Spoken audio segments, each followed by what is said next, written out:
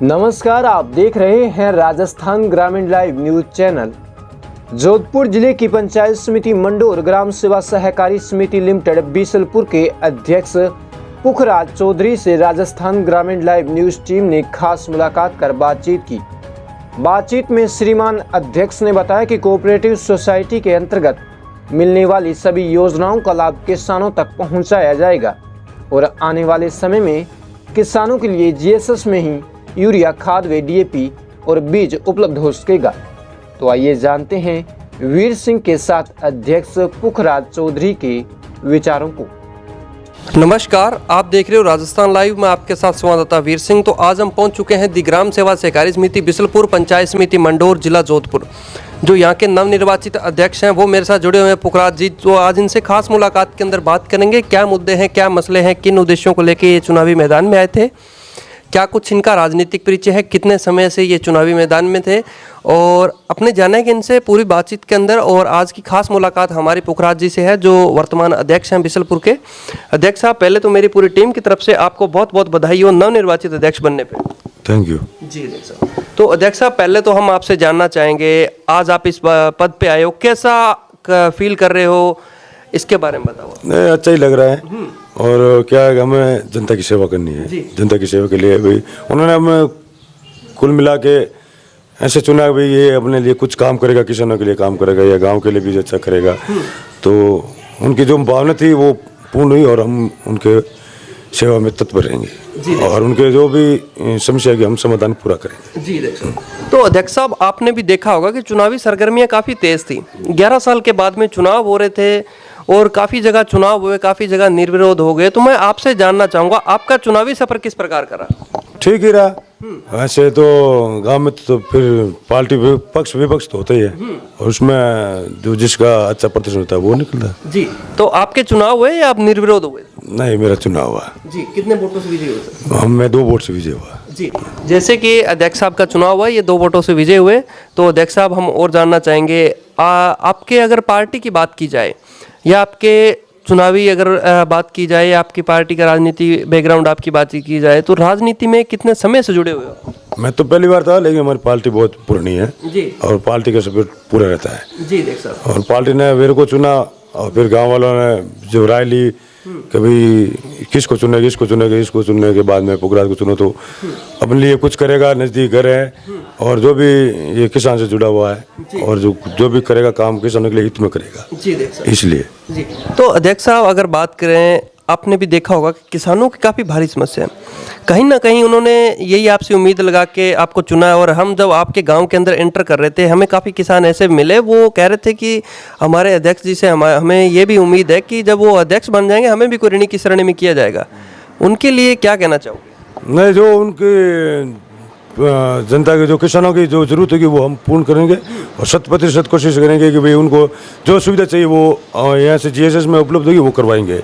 वो ऐसे नहीं कि भाई हमने झांसा दे दे, झांसा नहीं, 100% उनका काम करेंगे। हाँ। तो अध्यक्ष साहब, वसूली का कार्य भी काफ़ी चरम सीमा पे चल रहा था पिछले दिनों के अंदर। तो हम आपसे जानना चाहेंगे, वसूली अपने यहाँ की अगर बात की जाए ग्राम सेवा सहकारी समिति बिसलपुर के अंदर, तो वसूली का कार्य कितना कंप्लीट हो गया? हमारे यहाँ तो 80-82% कम्प्लीट हो गया था जी। और अभी जो बच्चे हैं 40% के समथिंग वो अगले महीने में पूरी क्लियर हो जाएगी। जी। तो अध्यक्ष साहब, हम और जानना चाहेंगे, आपने भी देखा होगा कि कहीं ना कहीं खाद बीज की भी काफ़ी भारी किल्लत है। किसान हैं जो दर दर भटक रहे थे, लंबी लंबी लाइनें देखने को मिली। अपने यहाँ ग्राम सेवा सहकारी समिति की बात की जाए तो खाद बीज का क्या स्तर है? खाद बीज का तो अभी तक किसी ने लाया नहीं। एक बार वो पहले जो अभी हमारे से पहले से कोजाराम जी थे अध्यक्ष, उनसे पहले थे फोसाराम जी ने 2-4 बार लाए थे और कोजाराम जी के टाइम खाद बीज कोई डिमांड नहीं हुई और ना ही किसी ने लेके आए। अब हमारी ये है कि अभी अगले महीने जून से पहले खाद बीज जो भी सोसाइटी की तरफ से मिलेंगे सब्सिडी के तौर पर या वैसे पैसों के थे या कोई फ्री से हो तो लाने की कोशिश है पूरी 100% खाद बीज दोनों लाएंगे। तो अध्यक्ष साहब, एक अभी ग्राम सेवा सहकारी समितियों के अंदर पशुपालकों के लिए अभी एक लोन चल रहा है जिसका नाम एमटी लोन है। वो भी काफ़ी जगह फाइलें हो रही है, काफ़ी जगह मिल रहा है। तो अपन अगर यहाँ की बात करें तो यहाँ किस प्रकार की व्यवस्था की गई है? अभी तक तो कुछ व्यवस्था हुई नहीं और अभी मई महीने से शुरू करेंगे जो भी एमटी लोन के लिए अगर कोई दुकानदार या पशुपालन के लिए चाहिए तो उनके लिए हम अप्लाई करेंगे। और बैंक मैनेजर से बात की हुई है, उन्होंने बोला कि भाई आप एक बार कोऑपरेटिव क्लियर हो जाए फिर बाद में मई में हम करेंगे इसकी प्रक्रिया बारे में। और जो भी जितने हो उतने हम लोन, आप जितने बोलोगे उतने लोन पास करवा देंगे। तो अध्यक्ष साहब, अगर मैं आपसे पूछना चाहूँ, आपको ऐसा सबसे बड़ा क्या मुद्दा लगा जिसकी वजह से आपको चुनावी मैदान में आना पड़ा और आपने ये सोचा अगर हमें यहाँ की जनता अध्यक्ष बनाती है सबसे पहले इस समस्या का समाधान करेंगे? ऐसी कोई समस्या है यहाँ? ऐसी तो समस्या बहुत आती है, लेकिन उसमें क्या है कि जो ये कोऑपरेटिव का होता है ना, जैसे पैसा जमा करवाना है, ऐसे में कुछ चलता लफड़ा है कि भाई वो बोलते हैं कभी मेरा ज़्यादा हो गया या कम कर दिया पैसे, मैंने इतने पैसे लिए नहीं और मेरे ऊपर इतना क्लेम क्यों आया, इतना मेरा पैसा बनता नहीं है। तो उनके लिए भाई आप निश्चित रहो और आपका काम यहाँ जीएसएस में बैठ के करो, आप अपने पैसे जीएसएस में भरो और आप वापस भी जीएसएस में लो, और ऐसी सुविधा है। तो अध्यक्ष साहब, आज आपको पूरे राजस्थान के लोग देख रहे हैं, आपके अध्यक्ष भाई बंधु भी आज आपको देख रहे हैं, तो कहीं ना कहीं अध्यक्ष बनने के बाद में आपके अध्यक्ष भाई बंधु अध्यक्ष पद की गरिमा को भूल जाते हैं। वो अध्यक्ष तो बन जाते हैं लेकिन कभी जाके नहीं देखते समिति में क्या चल रहा है क्या नहीं। तो पहले तो मैं आपसे जानना चाहूँगा, आपकी बिल्कुल निकटवर्ती समिति भी है, जैसे कि कैमरामैन से मेरा निवेदन है कि समिति को भी दिखा देंगे हम आपकी ऑन कैमरे पे कि आपके घर के नज़दीक में समिति, आप कितनी बार समिति में जाते हो महीने के अंदर? मैं तो 1 से लेकर 30 तारीख तक पूरे खुला रखता हूँ।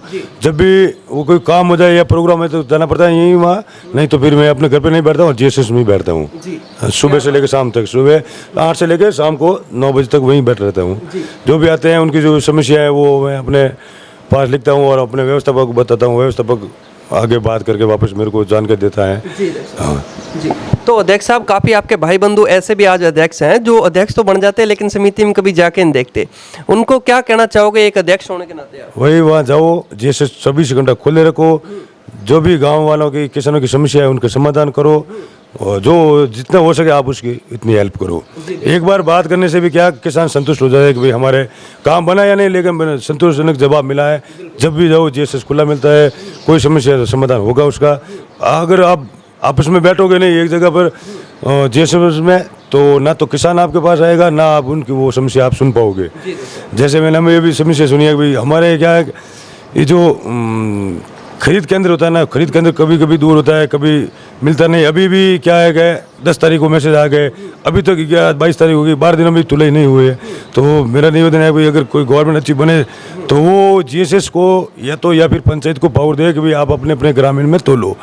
उससे क्या किसान को सुविधा मिलती है, टाइम पर उसका जो माल तुल जाता है, उसका पेमेंट भी वापस जल्दी आ जाता है। तो ऐसे क्या कि खरीद केंद्र एक जगह देने से कुछ मतलब नहीं, आप गाँव गाँव में दो, या तो जीएसएस में दो या फिर पंचायत स्तर पर दो, दोनों में से एक जगह दो, जिससे क्या किसान अपना धान आराम से तुलवा सकता है और जल्दी उसके पैसे वापस आ सकते हैं। तो जैसे अध्यक्ष साहब, हम आपके पास बैठे थे, आपके पास फ़ोन भी आ रहे थे कि गेहूं वितरण के लिए, तो काफ़ी जगह क्या होता है गेहूं का कोई टाइम पीरियड भी नहीं होता, कब मन में आए वो बांट देते, कब काफ़ी व्यक्ति हैं जो रह जाते हैं, काफ़ी जो उपभोक्ता है, तो काफ़ी हैं जो अभी इस वंचित भी हैं, जो खाद्य पदार्थ से जो अपना उचित मूल्य की दुकान है, इनसे उनको लाभ भी नहीं मिल रहा। उनके लिए क्या कहना चाहोगे? एक आप आज अध्यक्ष बने हो, वो भी आपको देख रहे हैं, उनके लिए क्या कहना चाहोगे? उनके लिए यही है कि भाई गवर्नमेंट ऐसी स्कीम निकाले कि जो ओरिजिनल है वंचित जो खाद्य सुरक्षा से, उनको जैसे हमारे गांव में कम से कम 1200-1300 अभी तक राशन चालू नहीं हुए।